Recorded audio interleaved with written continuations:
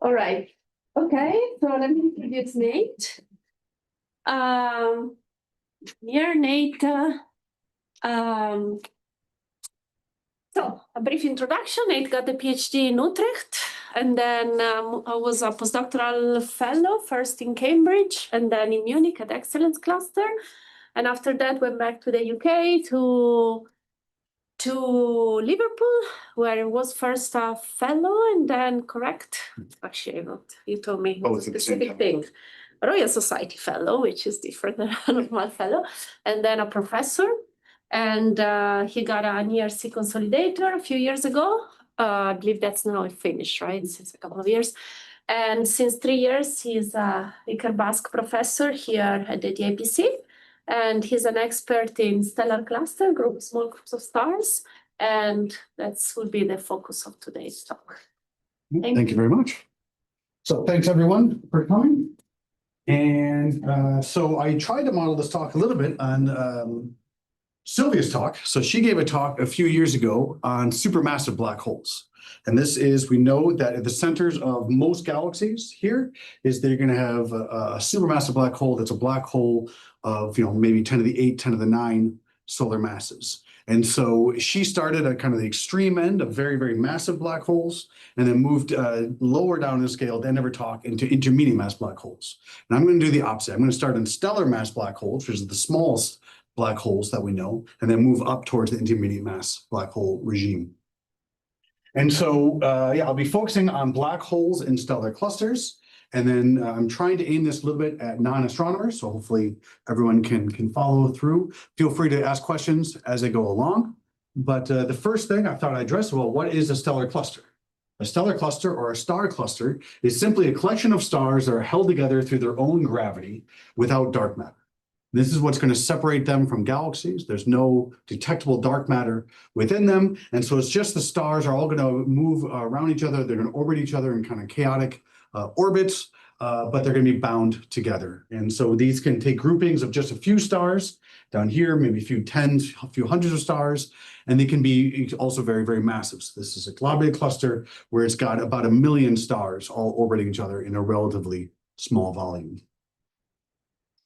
And so globular clusters or star clusters in general were some of the first objects that were observed when people started, going back to the ancient Greeks. You actually can see some star clusters with the naked eye.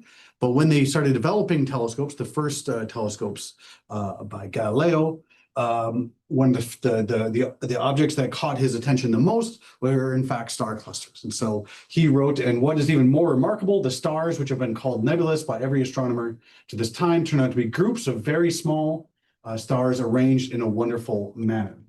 And then coming back to this couple 100 years later by William Herschel, who stated globular clusters are undoubtedly the most interesting objects in the heavens. And so that's a nice quote that, of course, I put in front of all of my applications just to drive it home. And so this is a famous globular cluster. This is M5. This is what M5 looks like if you look through just an amateur telescope or through a set of binoculars. But of course, we can do much better than that these days. If you look at the same cluster with a Hubble Space Telescope, you see something like this. So you actually can resolve it into this particular cluster, a few 100,000 stars. You can actually get their detailed properties of all of the stars with just a single image. And so, again, to contrast that with what we know about galaxies, this is the Ursa Minor Dwarf Galaxy. Again, this has a few 100,000 stars within it. And if you put it on the same physical scale on the sky, this is a globular cluster M13, again, a very famous object you can see through binoculars or amateur telescopes. And so these two objects have the same number of stars, but the volume occupied by the stars here is about 1 million times smaller. So the densities are 1 million times higher in stellar clusters. And in fact, in the centers of stellar clusters, they can be up to 10 or even 100 million times higher than typical of what you see in galaxies. And this creates an interesting situation where in galaxies, the stars really don't know about each other. The stars really don't interact. They only kind of know each other through the gravity at a distance. Where here, the stars are actually collisional. So in a star cluster, stars can find each other, they can interact with each other, and they can create exotic objects, which I'll come through a little bit later. So why do we study star clusters? Star clusters have a lot of interesting properties that allow them to be useful, both in their own right, but also what we can use them to understand what's going on for stars or exotic objects within them. So the first is that within a star cluster, all stars have the same age, within some small tolerance. So all the stars are going to be born within a few million years of each other. And in astronomical standards, that's instantaneous, because we could compare that to the age of the universe, which is about 13 or 14 billion years. So they all have the same age, they all have the same abundances, meaning no matter what element you're going to look at, hydrogen, helium, nitrogen, carbon, iron, they're all going to have the same abundances. And that is important as a detail, because how stars evolve, how stars change with time, depends about what the abundance is, what the chemistry is within them.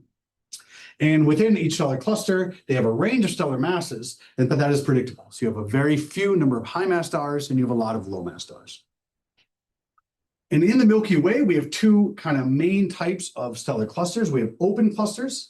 These are going to be low mass systems of just maybe a few stars up to maybe 10,000 stars. They're going to be young, relatively speaking. So they're from forming today all the way up. The oldest ones are a few billion years old. Because they belong to the disk of the Milky Way, and think of the Milky Way, you have this streak of light across the sky. That is the disk. So we live in a disk galaxy, and basically all the star formation, all the gas, all the interesting stuff that's going on in the Milky Way today is all happening within the disk, and that's where the open clusters are going to sit. And you can contrast that with globular clusters. These are going to be high mass, high density systems. These are systems with maybe the lowest ones are a few tens of thousands of stars, going up to a few millions of stars within them.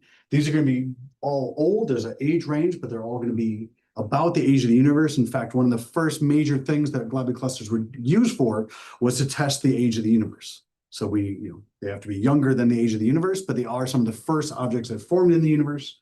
These are low metallicity systems, meaning they have about 1/100th of the types of metals compared to the sun, and they belong to the bulge and halo of the Milky Way.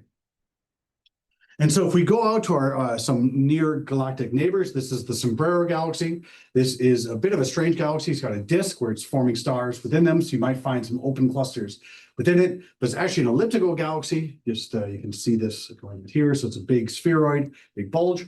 But if you look at this image, you see all these different points of light. Now, some of them are actually foreground stars. A handful of them are background galaxies. But the vast majority of little points that you see in these images are actually globular clusters associated with this galaxy. So we can take one here, and if we could have infinite resolution, we could zoom in on this. This is the type of image that you see, is that they're not just single point of light, that each one of these points of light is made up of a million smaller points of light, individual stars within them. And so what can you do with, if you can resolve them into the individual stars? Well, you can make a so-called color magnitude diagram. So you take each star, you measure its color, basically how red or how blue it is. You measure how bright it is, so its magnitude, its brightness, and then you plot those two. And what we see is that stars are not randomly orientated in this distribution, this color magnitude diagram, but they follow very simple and very predictable trends. So you have a lot of stars down here. This is so-called main sequence. This is the main sequence turnoff. This is the red giant branch, and this is so-called horizontal branch. And if you know that, if you can start comparing globular clusters and you start using theoretical isochrones of stellar evolution, you can actually work out what the properties are of the system. And what we see is that in globular clusters, they're all old, so older than about 10 gigayears, and they're all metal poor. But we find globular clusters around virtually every galaxy that we know about in the universe, at least any galaxy that's worth talking about. Other than the smallest dwarf galaxies, all these galaxies are going to have many globular clusters. The most massive galaxies, so-called brightest cluster galaxies, can have hundreds of thousands of globular clusters associated with them. And so we see that globular clusters are some of the oldest luminous objects in the universe. We find globular clusters that are associated with every galaxy that we study, and we know, and in fact, the properties of the globular clusters are linked to their host galaxies. So globular cluster formation is intimately linked with galaxy formation and evolution. So coming back to, oh yeah? May I ask something? Yeah. Why they are metal poor? Like if they are old? Yeah, so you remember the universe early on didn't have any metals, right? So every generation of stars that's going on in the universe creates a bit more iron and carbon, nitrogen. And so it takes many, many generations of stars to build up the metallicity. So things forming today are metal rich. By metal rich meaning like the sun, and things that formed early on tend to be metal poor. So Okay, yeah, so. there are as- some complications, but old things are metal poor, young things are metal rich, with some caveats. But that's a 0th order assumption. As all stars have the same age, so if they are old, they are metal poor, right? Something like that. Yes, there's a few exceptions, but yes, in general. All right. So if we come back to our color magnitude diagram, this is just another, it's actually an open cluster. So again, color on the x-axis, brightness on the y-axis, with bright things being up here, faint things being up here. We see a few things here. You have fewer high mass stars. So this more or less is a proxy for mass. Things up here are higher mass than things down here. So you have fewer high mass things. And why is that? High mass stars evolve quickly. So if you have a star that's, say, 100 times the mass of the sun, it only lives for a few million years, where the sun itself will live for 10 billion years or more. Low mass there, you have many low mass things. These things evolve slowly. And so you're going to be looking for a feature like this. This is the main sequence turnoff, and that right away can tell you the age. Again, you have to fit with isochrones. You can compare different clusters, but this is the type of feature. And once you have that, then you're able to basically put a mass. Every star on this diagram, I can tell you its mass. Because I know through comparison to the isochrones, I know that these are higher mass than those, and by the isochrones, I can tell you this exact mass. And that's going to be important a little bit later. So again, all stars within a cluster have the same age, and you have a range of masses, which is what you're seeing here. Because the mass is what's going to set the evolutionary lifetime and the evolutionary path of each star. So if we could go out and you could put all of the clusters that we know about on the same diagram, here again, we have color here and brightness. All clusters are going to form initially along this sequence. And as they age, these stars up here are going to start dying out, which is going to cause the isochrone to start having different features here. And this is what the turnoff is. So right by putting this, you can just read off the age when this cluster formed there. But again, for every single star on this type of diagram, I can tell you its mass simply once you put it onto this. Okay, and then you can have things that go from very, very young. This is a cluster in a nearby galaxy. This has no turnoff stars. All the stars are still alive, including stars up to about 80 or 90 solar masses. Where here is an old open cluster. All the higher mass stars are gone, and you're only left with the low mass stars. So boring old solar mass stars. Okay, but here's the question though: is what happens to the stars that were born up here, high mass stars, as they evolve and die? Well, those are the stars we're going to be interested in today, because as those stars evolve and die, they're going to leave behind black holes. These are going to be stellar mass black holes. So a very quick introduction to stellar evolution. If you form a 1 solar mass star, you form it, it lives like the sun's going to do, very boring, doesn't do much for about 10 billion years. Eventually, it's going to turn into a planetary nebula. Basically, it kicks off. It's a very beautiful object, but it's a very peaceful kind of in death, and you end up with a white dwarf, which is just the core of a sun-like star. Once you get to higher mass stars, stars with initial masses between 8 and 20 solar masses, so 20 times the sun, mass of the sun, they don't turn into a planetary nebula. They actually have a violent explosion at the end of their lives, and they're going to leave behind a neutron star. This is a a system that's just made up of basically a pure sea of neutrons. Above 20 solar masses, basically neutron degeneracy pressure can't keep the star, keep from collapsing entirely. So after a supernova, the entire core of your star collapses directly into a black hole. And then above 50 solar masses, you don't even get a supernova, you just turn directly into a black hole. And above about 140 solar masses, you just get a supernova, so-called pair instability supernova, and that leaves behind no remnant at all. But all of the stars in this mass range are expected to leave black holes behind. And so we can start looking for them inside objects like stellar clusters. And this is a very new game. This has not been possible in the past. I'll explain why in a second. And this is just only in the past few years that we're starting to actually be able to find black holes, other than a very unique niche of objects I'll talk about now. So we're going to be interested in the formation and finding black holes. And as we find black holes, we're going to find some neutron stars as well. So one of the kind of big kickoffs of this whole idea behind black holes in stellar clusters has been provided by LIGO. So as we know, over the past decade or so now, we have LIGO's been detecting hundreds of mergers of black holes in the universe.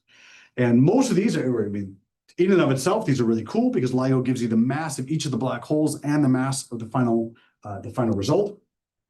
But there's been a handful, those showed up here, that were really unexpected. No one expected to see these types of mergers, but in fact, they're turning out to be somewhat common. Now, why is that? So this is one particular event. This is the gravitational wave 1905-21 event, where here you had two black holes, 66 solar masses and 85 solar masses, that merged together to form a 142 solar mass black hole.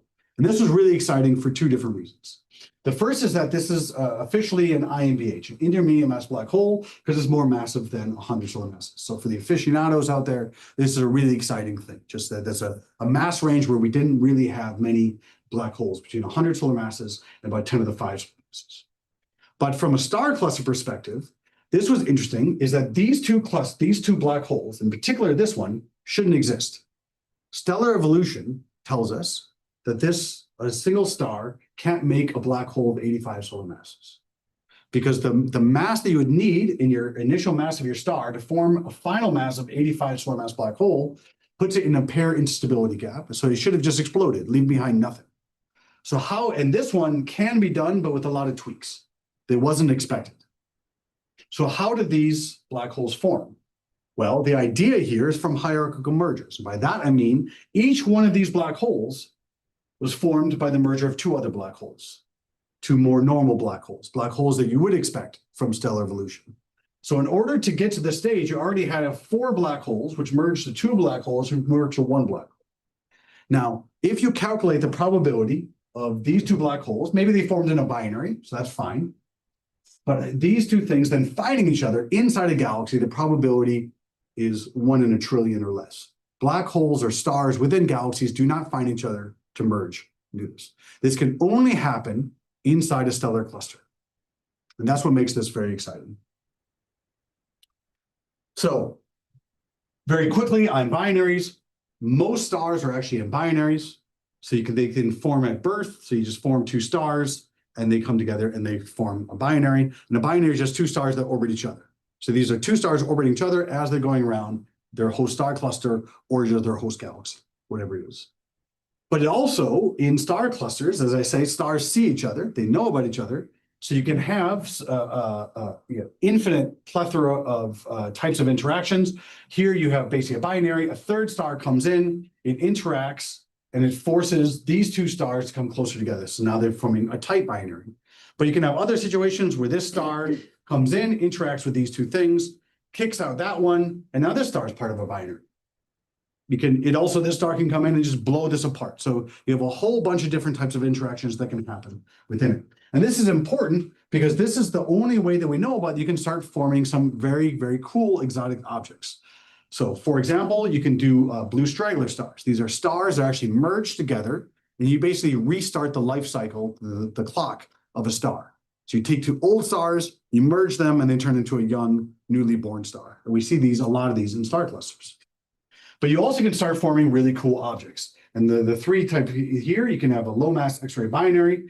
This is a low mass star, that's why the low mass, where it's giving mass from one of its components, the star, onto a black hole. And you see this in X-rays. You have the same type of system in pulsars, parsecs, but now instead of a black hole, you have a neutron star, or you have a clouded limiting variable, the same situation, star dumping mass onto a white dwarf. Then the mass builds up and you get a thermonuclear explosion, which we see as a cataclysmic variable. And so this is the type of objects that we see strongly overrepresented in globular clusters or star clusters in general. So people have been wondering for a while, well, do you have then black holes in star clusters? We have a handful of these low mass X-ray binaries, but in general, it wasn't known if we should expect to have black holes. Now, all of these clusters did have high mass stars. These high mass stars did evolve, they did form black holes, so that we know that, but do they stay in black holes? And that was a question, because as I say, high mass stars, when they evolve, at the end of their lives, they undergo a supernovae, and these supernovae can be asymmetric, which effectively gives a kick to your black hole that's just formed.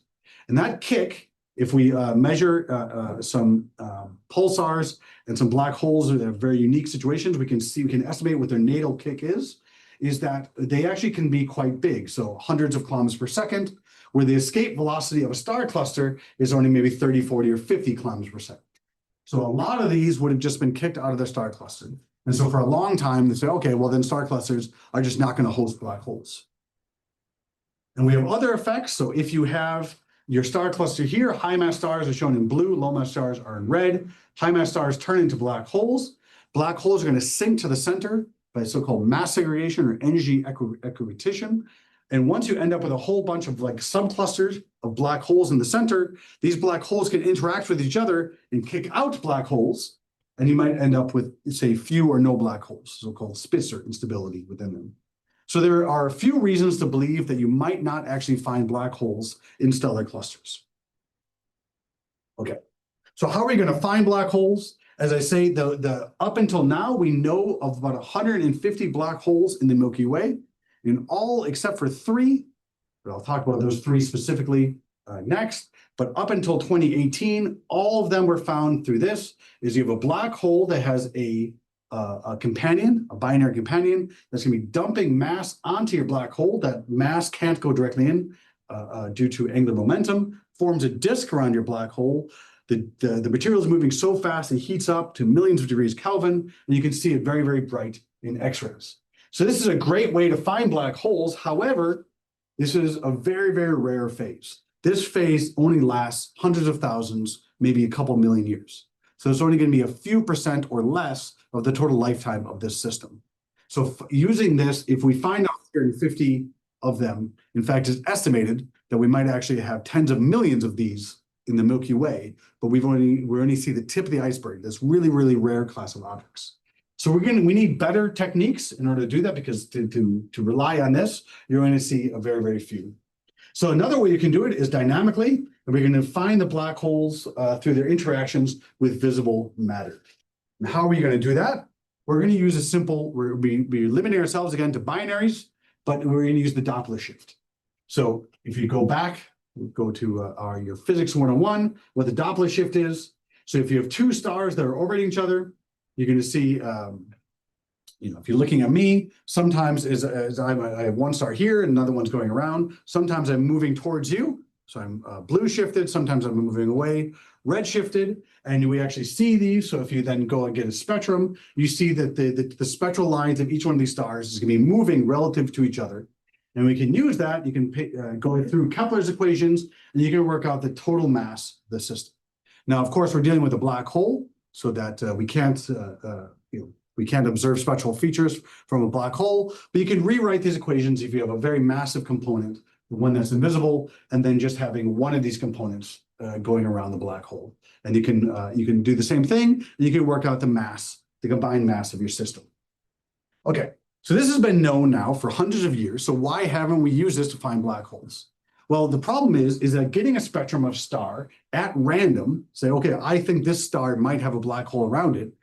How would you know? There are hundreds of millions of stars in the Milky Way. So which stars are you going to attack with this method? And each time you get a spectrum, you're going to need maybe 10 or 20 different epochs to make a time series to actually make these kind of curves. So how do you do that? It just was people did it at random, and then we hadn't found anything. But this all changed recently with the advent of so-called integral field units. So these are special instruments. So this is MUSE at the Very Large Telescope in Chile. The next generation is going to be Harmony at the Extremely Large Telescope, also in Chile. And what that allows you to do is you can take now an image of whatever your favorite object in the sky, and for every pixel of your image, think of it like a CCD, you get a full spectrum behind it. So this is just one example. This is a globular cluster. This is with the adaptive optics turned on, but that's a detail. So for each one of these stars, we're going to get a spectrum. So instead of targeting 1 star at a time, in this particular example, we can target about 3,000 stars at the same time. So all of a sudden, the statistics are in our favor of finding these exotic objects. And so you get your 3,000 stars at a time, and then you get multiple epochs, say 20 different epochs, and then you look for radial velocity variations. Because if I have a star that's orbiting around a black hole, it's going to have, it's sometimes be moving towards you, sometimes moving away. So its radial velocity is going to be changing hugely. Now, the vast majority of stars in your sample are going to look like this. Really, really boring. No, so this is as a function of time. This is radial velocity. It's not variable. It's just all within the air. It's just a constant. But once in a while, you get something cool, which you see something like this. So you see a variable. It's radial velocity variable. So right away, you're, oh, that must be a binary system. Great. So then finally, once you have all of these systems, you then put it through radial velocity fitting calculations that take into account all the different parameters, and you try to work out the phase of your objects. Some objects are going to be really easy, so you see very, very quick things like this. Other ones are going to have very complicated orbits, something like this, that tells you in a very elliptical type orbit. So this would be more circular, this would be more elliptical. And through fitting this you get the parameters out of your system, and one of the things you get, like ellipticity of the system, but you also get the mass, the total mass of your system. Okay, so that's the background. And the first place that was done by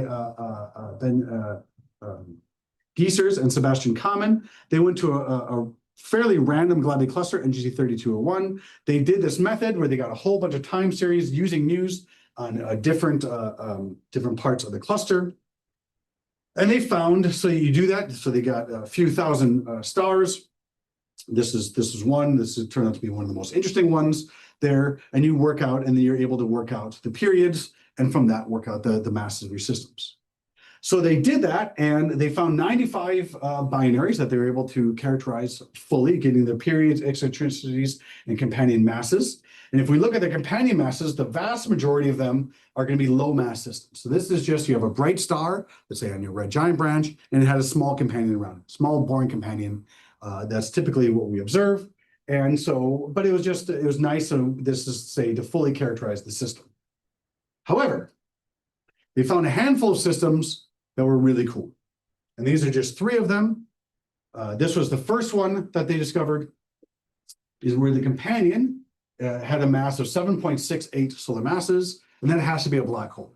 So this is because what you observe is the primary, that's the luminous one, but we can find that it must be, because we know what the mass of the luminous one is, that its companion was much more massive than it.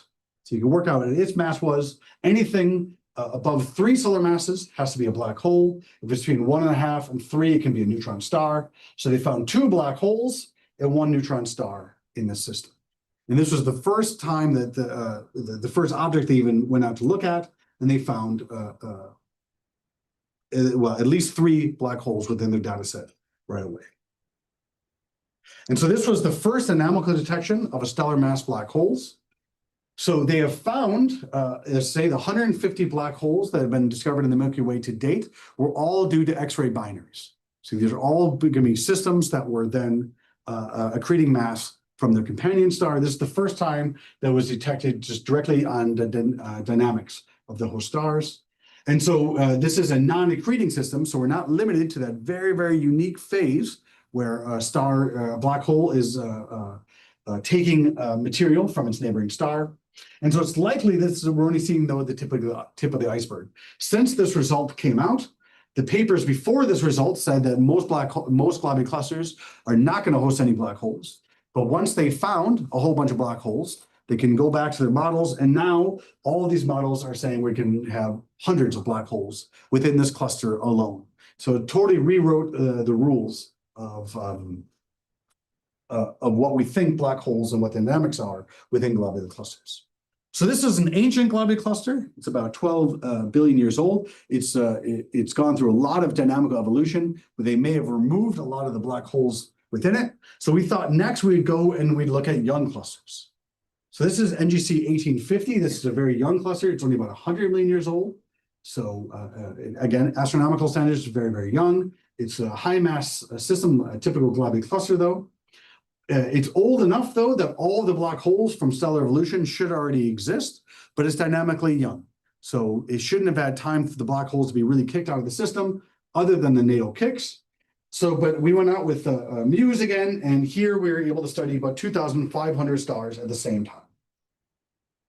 And so you run through the same method, you get a time series, you find which ones are radial velocity variables, and then you work out their parameters. And again, the vast majority of the binaries that we found were just low, the companions were low mass systems. So this would be a star that say here at the main sequence turnoff, its companion is just a lower mass main sequence star. And that's not really what we're excited about. What we're interested in ones are those that have a mass function that's greater than 1. What that means is that the companion, the one you don't see, is higher mass than the one that you do see. And that those are shown here. So the first one is we call black hole 1, and this is the one I'll talk about in detail. But then there's 3 other ones, especially this one seems to be an extremely high mass black hole. But we're still, by that meaning 20 or 30 solar masses, but we're still in the early phases of studying that. So this is black hole 1. You can see we have a very nice radial velocity curve, huge radial velocity variations though, about 150 kilometers per second. So you really know in order to hold on to the star that we see, it's got to be whipping around a very high mass companion. Now, there are some details. I said once you have the position of a star and a color magnitude diagram, I can tell you its mass. And that is true in something like 99.9% of the cases. But there's some cases where it's not true, where stars actually are interacting. And I won't go into the weeds and into the details of that, but this may be one of those extremely rare systems, but it doesn't actually matter if it's a post-interaction or if it's just a normal star. The bottom line here is we have a black hole in the system with a minimum mass of at least 5 to 12 solar masses. But this is always a minimum because you always have a sine I effect, right? Is that whenever you deal with a Doppler effect, you know, if your system here, you see all the radial velocity changes. If the system is like this, you almost see none. So you have a sine I in all of these equations. So it's a minimum black hole mass of 5 to 12 solar masses. So these are just the first 2 objects, the first 2 clusters that we've looked at. We now have data spanning even younger clusters, and we have more globular clusters, where the idea is to try to trace the black hole population all the way through basically cosmic time. So we're just leaving the phase of just finding a black hole in and of itself is really cool. We've proven that it works. This is the first time this has been able to happen. And now we're going to be moving into the phase of actually studying them in some detail. Which then brings me to the second part of my talk. So I've talked so far about this. So this is black hole masses, the mass scale going from, say, 10 solar masses all the way up to 10 to the 11 solar masses. Stellar mass black holes are down here. And what Silvia talked about in her talk is supermassive black holes. So this is an image from the Event Horizon Telescope. To get actually an image of M87, the black hole within M87. This is about 10 to the 10 solar mass black hole within it. Within the Milky Way itself, we have a cluster. We have a black hole of a few times 10 to the 6 solar masses, where we're actually able to trace the orbits of stars around the black hole. The black hole is sitting right here, almost in a full orbit now over the last 20 years. These have both resulted in Nobel Prizes over the last few years. And so the question is so we have these types of black holes, and we know that in the centers of galaxies, virtually every massive galaxy has a black hole in its center. What about intermediate mass black holes? So it's between about 100 solar masses, maybe 10 to the 5 solar masses. So I say there are ways of forming 100 solar mass black holes just through the simple merger of stellar mass black holes, but that really only can build up to a few hundred solar masses, we think. So above that and up to about 10 to the 6, what's going on there? Do these exist? Do they form in the same way? There are a lot of theories that you form supermassive black holes through the mergers of intermediate mass black holes or the buildup of intermediate mass black holes, the merging of them. And so we still don't quite know how these form, but one of the major channels suggested is through the buildup of intermediate mass black holes. And so what we see is if this is a proxy for galaxy mass, so it's a velocity dispersion, and this is the black hole mass within it. We see a very clear relation where high mass galaxies have high mass black holes and low mass galaxies have small black holes in them. So it doesn't take someone to be too creative to say, well, what if we put globular clusters on this, right? So again, very massive galaxies we up here, and you put other galaxies you go down. Oh, what if you start putting globular clusters? Well, if you actually just follow this type of relation all the way down, we would expect most globular clusters to have black holes within them of maybe between a few thousand and a few tens of thousands of solar masses. And this is really cool because if that's true, all of a sudden each galaxy wouldn't just host a handful of IMBHs, but galaxies host hundreds of globular clusters. So now each galaxy would contain hundreds of intermediate mass black holes within them. And then just through number statistics, it would be really easy to then see how supermassive black holes can be built up. So IMBHs would be the seeds to form these supermassive black holes. So the question is, do globular clusters host IMBHs? And this was posed in the early 2000s. And the first results were a little bit uncertain, but it got people very excited. And basically the whole globular cluster field jumped on the bandwagon, because this is one of these times where what we do could really impact other parts of astrophysics in a very deep and meaningful way. Because if we found IMBHs in globular clusters, commonly, this would tie globular cluster formation to galaxy formation and suggest that supermassive black holes are going to form from intermediate mass black holes. So this would be the seeds to form those. So people have gone out now and they've searched for IMBHs within globular clusters. And the simple answer is, do globular clusters host IMBHs? Unfortunately, no. That's unfortunate because it would make my field so much cooler. It'd be so much easier to get grants if that was the case. So that's unfortunate. So most globular clusters we now know do not host IMBHs. Upper limits are typically a few hundred to maybe a few thousand solar masses, but they're getting more and more constraining every day. The upper limits are such now that they're no longer really that interesting.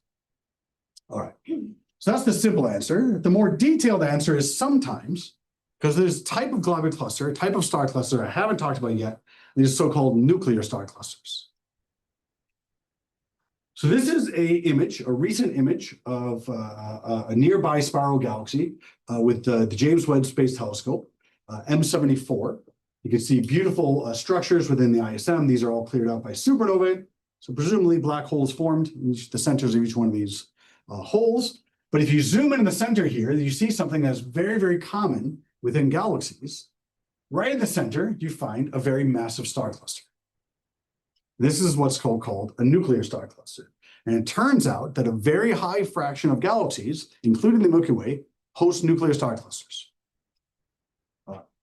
Now, I told you at the beginning, and from Silvia's work, we know that most galaxies, virtually all galaxies, host a supermassive black hole within them. So if all galaxies host supermassive black holes, and many galaxies host nuclear star clusters, it stands to reason that many times you see a nuclear star cluster, it's going to actually host a black hole within it. These are not exclusive things. You're going to have a black hole and a nuclear star cluster within it. And in fact, that is true. So this is an image from Needham Naumeyer and collaborators, a review from a few years ago. Ignore the arrows, just focus on the points. So here's the mass of the black hole in a sample of their galaxies, and then divided by the mass of the nuclear star cluster within it. So these show you all of these galaxies have a massive black hole and a massive nuclear star cluster within. You can find these dynamically. I won't go into the details of how that is done. But we see that basically as you go to lower and lower stellar masses of the host galaxy, the black holes are getting smaller. But even at low mass, relatively low mass nuclear star clusters, you can still have very, very massive black holes within them that are making up 10% or more of the total mass within them. So we know that many nuclear star clusters host black holes at the centers of galaxies. But there's a fun effect out there that just because you're born in the center of a galaxy, just because you're a nuclear star cluster in the center of a galaxy, you don't stay there for the rest of the time of the universe. And so this is a case where this is a stellar cluster. This is the most massive stellar cluster, in fact, in M31. And there are many reasons to believe that this is actually a nuclear star cluster where it has its host stripped off. And so Ranuccia Picchetti and collaborators just a few years ago went out and dynamically looked at the center of this cluster to see if it had a black hole. And in fact, it does. So this has a black hole of about 100,000 solar masses. The cluster itself is about 10 to the 7 solar masses.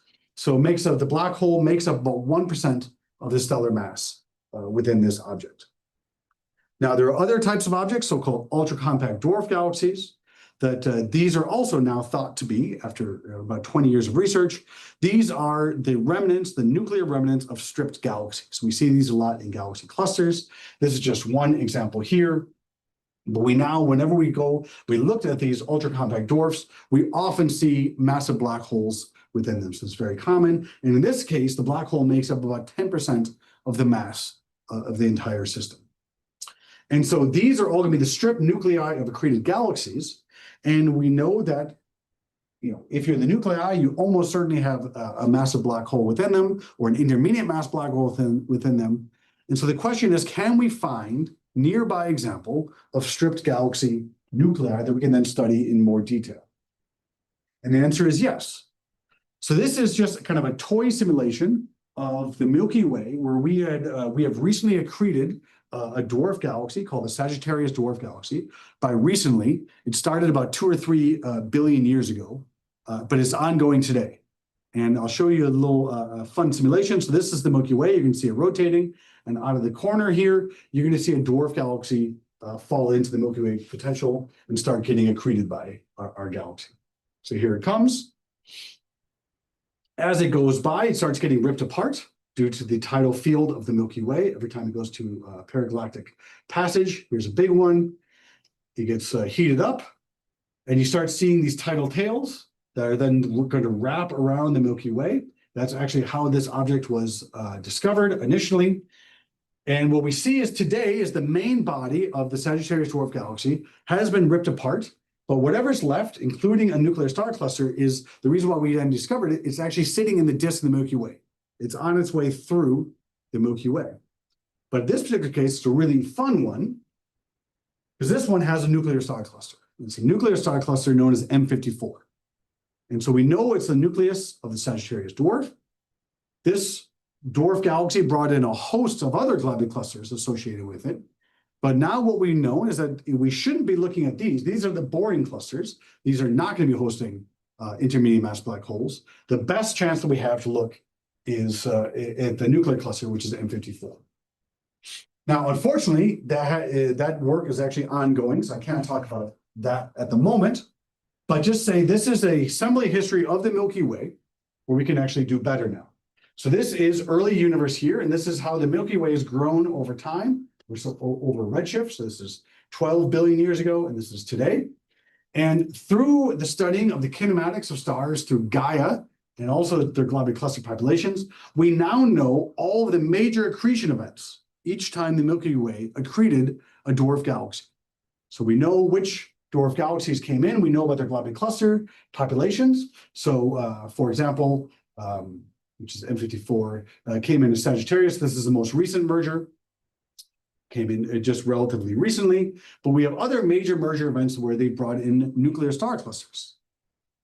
So in an independent line, we've been looking for what nuclear star clusters are associated with each one of these merger events. And we've been able to put names on those. And the one that's most interested is so-called Omega Centauri. This is known as the most massive globular cluster in the Milky Way. This came in on the Gaia Enceladus merger. But it turns out Omega Cent is not a globular cluster. It's just a nuclear star cluster that we see today as a globular cluster because the rest of its galaxy has been pulled off. And this is one that has been studied by Nidhi Nahmeyer and collaborators. So this is an image of Omega Cent. It's a ground-based image. It's a huge globular cluster. And what these guys did, which is really, really cool, is that it turns out that Omega Cent has been studied by the Hubble Space Telescope continuously for the past 25 years or so. That every few weeks, they go back and they take another image. They're doing it to calibrate the Hubble Space Telescope. And what that means is that we have a baseline of 25 years where we have hundreds of images within it. So if you zoom in on the very, very center, the tiny little bit of the cluster, you can work out here. Each one of these gray dots is a star that they're able to get it. And then they can use this time series analysis and they can actually watch the stars move within their images. Now, over this 25-year baseline. And this was a massive project that took them many, many years to get all the systematics out, but they've done it. and it's really cool. So now, again, if you then zoom in, not just here, but you get even closer into the very center of your cluster, you end up here where these are the stars. They're interesting stars detected, these so-called high velocity stars within the cluster, and which way they're moving. We're able to work it out. Why high velocity? Well, I told you that the escape velocity of star clusters is relatively low, just tens of kilometers per second. So here's a star moving at least just in 2D. So if you actually added the radial velocity, it'd be even faster, is 100 kilometers per second. That star should have left the cluster pretty much instantly and you shouldn't see it anymore. So the fact you do see it means it must be orbiting around a very massive object, something that is causing the potential to be so great that it can actually hold a star in orbit around it. And then just to show you how cool this actually looks like, I was blown away by this. So this is star A, this is the star. Each one of these data points is the position of the star within the cluster as going from 2000 all the way up to 2023, I think the last one. And then this is actually what it looks like in the image. So this 2000 star was here, and in 2023, the star was there. So we're talking about just moving a couple pixels. And if you showed me this when I first heard about this, I'm like, well, obviously that's BS, right? This, you can't do a couple pixels. But the thing is they can, because they have hundreds of images. So if you actually plot the position of that star and all the images you have, you actually see a really nice line. Beyond that, you actually can, if you squint maybe, you can actually start seeing some curvature in this. And that's telling you about the acceleration of your object. And that is really the holy grail where you can really nail down the mass of the black hole. But even without that, they can put this star is the main constraining one, but there's say 6 others within it that we now know that in the center of this object, this former nuclear star cluster is a black hole mass of at least 88,000 solar masses. There's some degeneracies due to the fitting within this, but the best fit is about 40,000 solar masses.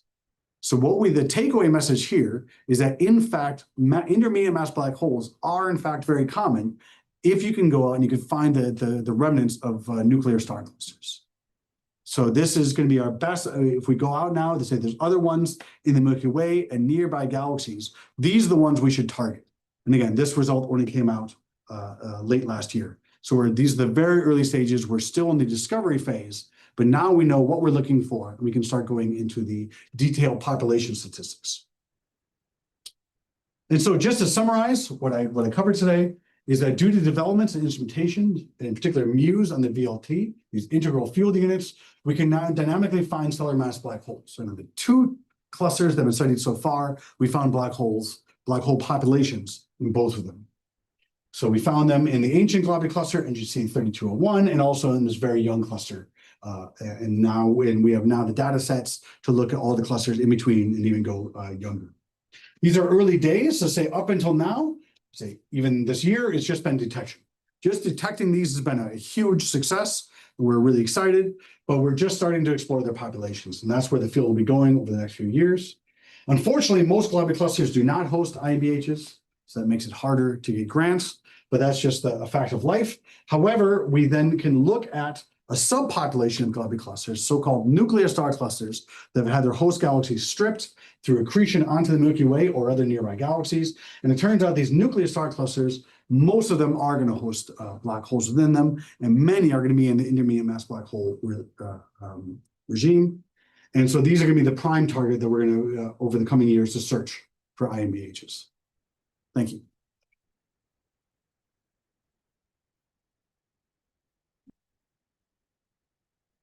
Thanks a lot, Nate. Let's open for questions here and online. Francisco. I had a bit of a curiosity of whether these, so the first systems that you spoke about, the binary, like stars that are orbiting around a more massive black hole. Yeah. Are they likely to produce like tidal disruption events or something of the sort?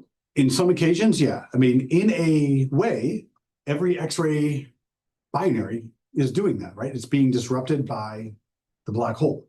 Now, whether or not sometime, if they get too close, they'll be totally disrupted. Most of them are just going to be the envelope of the star will be accreted onto it. And then once that's done, it's over. But yeah, and I think that, sorry, just think about it. The answer is absolutely. because what happens in many of these systems is that you get a common envelope. So basically that as the second star evolves and starts expanding, when it becomes a red giant star, the black hole enters its envelope. And this is a very unstable thing, and it causes the two stars dynamically to spiral into each other. And then it will disrupt the star that way. So many of these systems will end up being effectively TDEs. Yeah, that's right.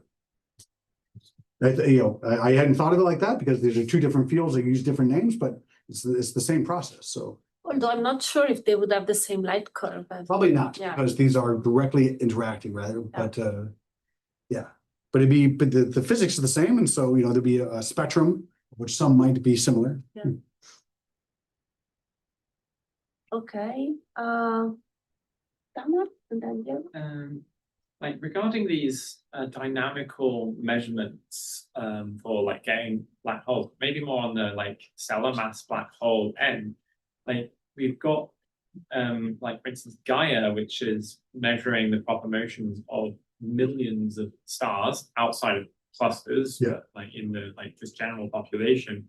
Like, is there any dynamical measurements of any like invisible companions seen in those? Great question. Yes. But globular clusters were first. But yes, we now have a handful of dynamically detected astrometric. It's the same thing, but instead of using rate of velocity, you see them wobbling on the sky. And the first one is 2023, because you needed data release 2 or 3, because whenever a star was wobbling, basically didn't pass the quality control of Gaia, so they were thrown out. But now with the next iterations, the next data releases, they can deal with that. And so there's been a handful of black holes found that way. Yeah, I think it's 3 now have been found that way. I guess they're stellar mass range. Yeah, and they're really boring, right? Exactly. Because so they've been found, but the problem with those systems, you have no idea really what the host star is and how they age the systems, because a single star you can't say that much about. But indeed, it's a way of finding these as well. And I think each data release, as the precision gets better, you're going to find whenever you do this, you always find the tip of the iceberg first, and then as the data get better, you're going to find the whole population below them. Yeah, it's a good point, and yes, it's been done now. Okay, Diego. Is there any intuition as to why nuclear star clusters host IMEs? That's a great question that we've had some debates about. So yeah, there are ideas of it. In my view, basically, the nucleus of a galaxy is a very unique environment in the universe. And it's the center of a very large potential well, the dark matter, right? So huge. And so that's going to cause globular clusters to dynamical friction is going to cause them to spiral into the center, but also gas. So we see that our star cluster in the center is made up of very old stars. So there's definitely some ancient globular clusters, but it's also forming stars today, so-called S stars. So basically you're just dumping a ton of gas onto it.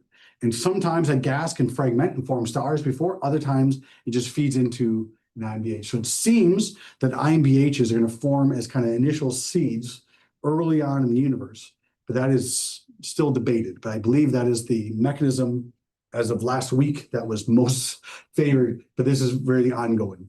But basically the idea is you would form a black hole, every galaxy in the center of it, due to basically just dumping just tons and tons of gas.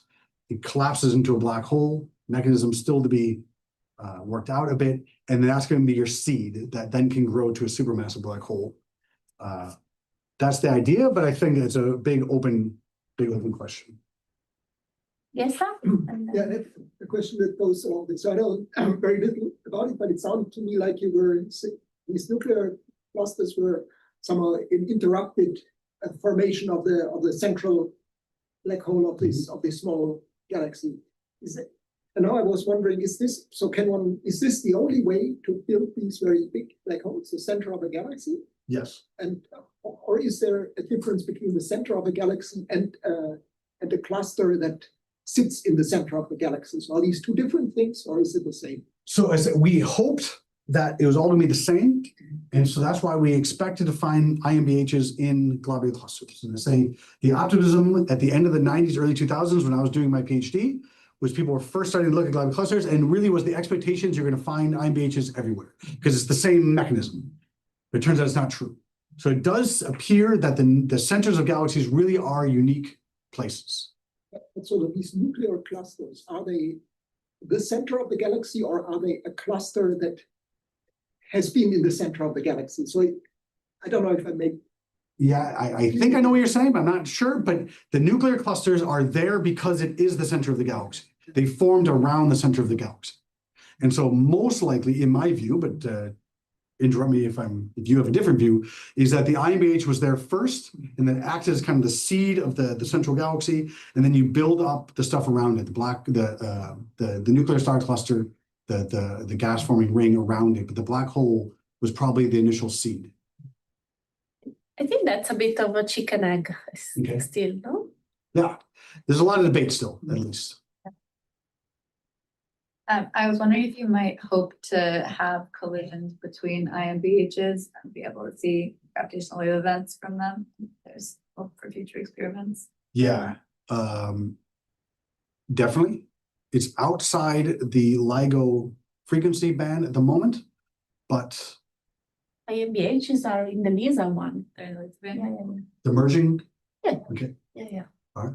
Actually, that's the best part of the LISA. It's between 10 to the 5 and 10 to the 6 solar masses. And then in what context would you hope that IMBHs would find each other and collide? Would it have to be some like two galaxies with nuclear star clusters that collide? Yeah. Okay. Yeah, and so they have to find each other. You see an emerging galaxy.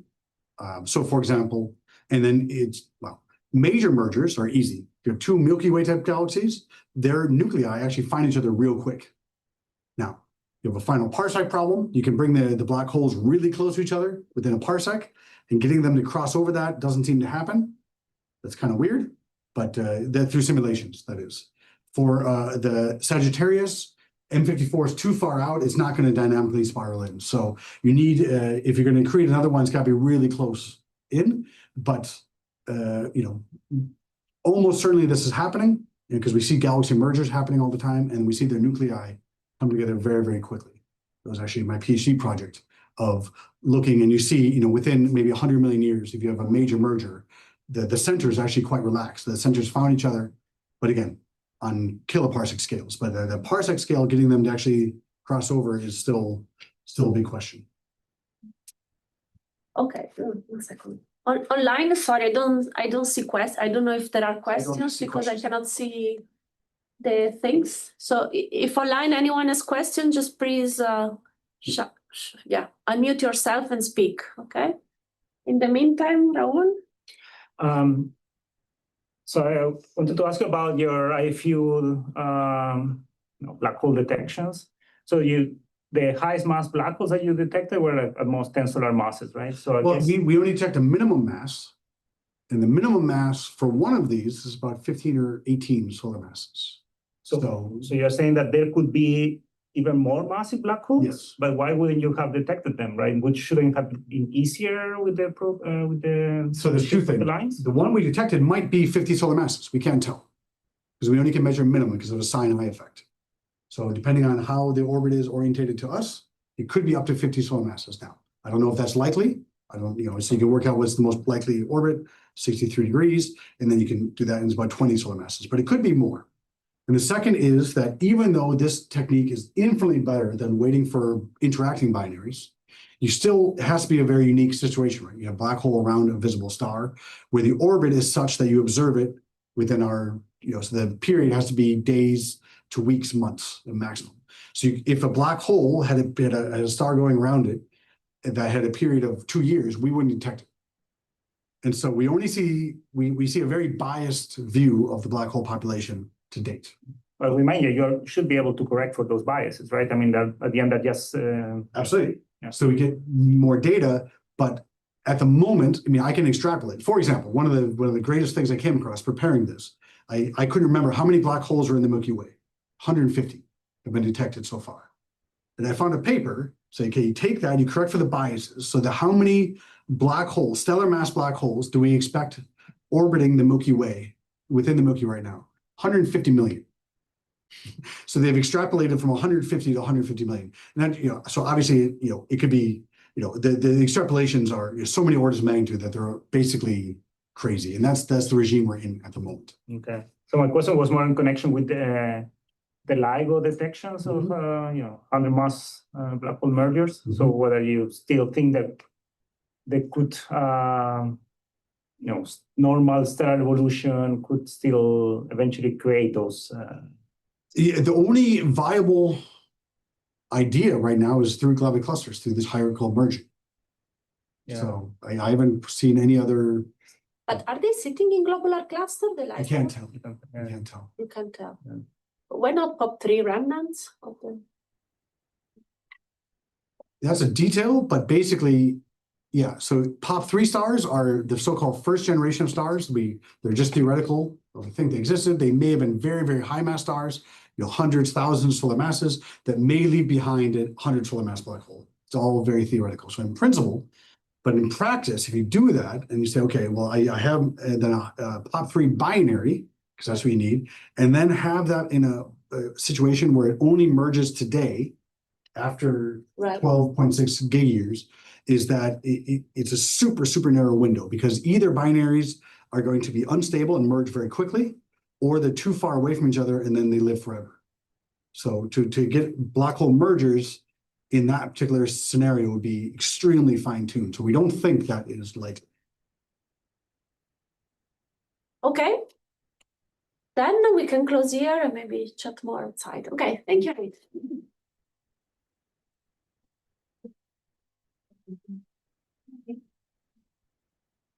Yo no lo he visto, son dos series. Dos he visto.